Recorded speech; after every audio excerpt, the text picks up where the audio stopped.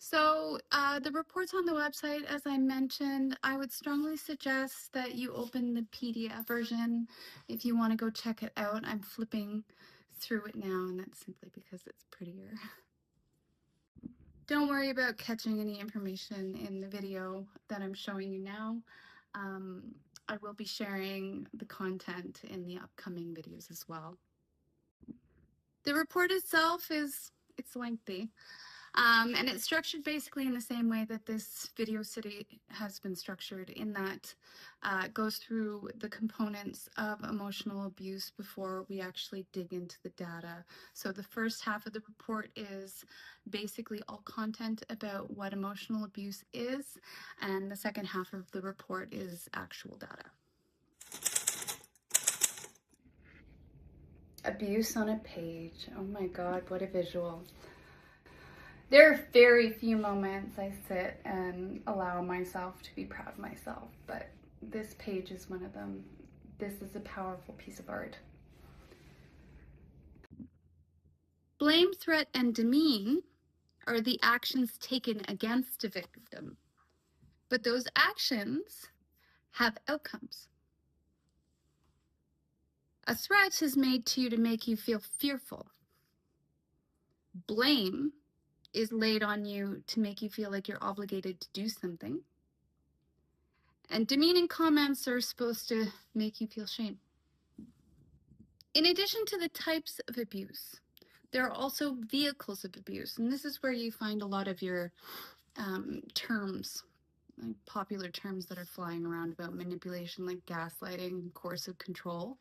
Those are basically how the abuse gets delivered to you, which could be a very large component of your abuse package.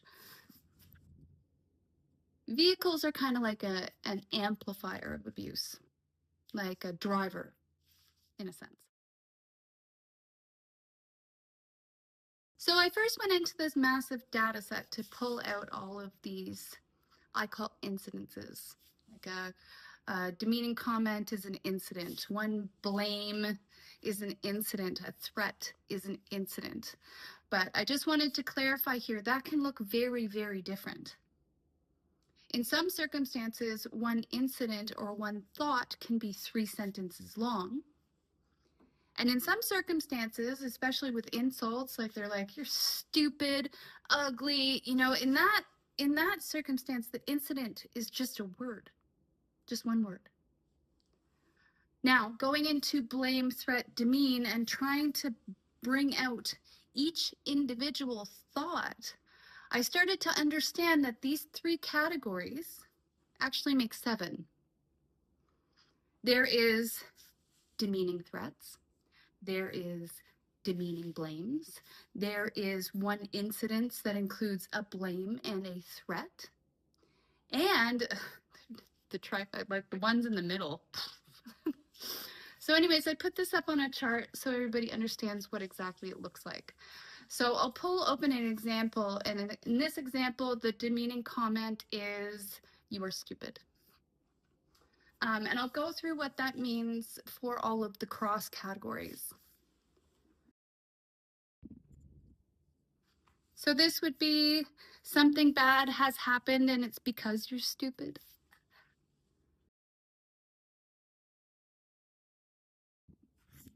This would be, something bad is going to happen in the future because you're stupid. This would be, because something bad had happened in the past, there will be something bad that will happen in the future. And finally, something bad happened in the past because you were stupid, and now something bad will happen in the future. This trifecta, and I've said it so many times, it's comprehensive, which means that it's clean. It can be usable now. There's no gaps in terms of the data with this trifecta. You can implement it right now. And you should right now. The vehicles, however, are less solid.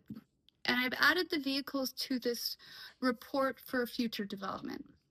It's very important to take a look at this information, but in terms of its applicability in implementing the system right now with vehicles abuse is not ready yet.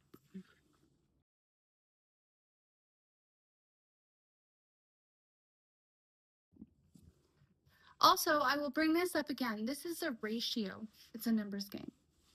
To call any of this data individually wrong, right? To say that you're never supposed to blame anybody or you're never supposed to threaten anybody, like a lot of this stuff comes up in normal daily language.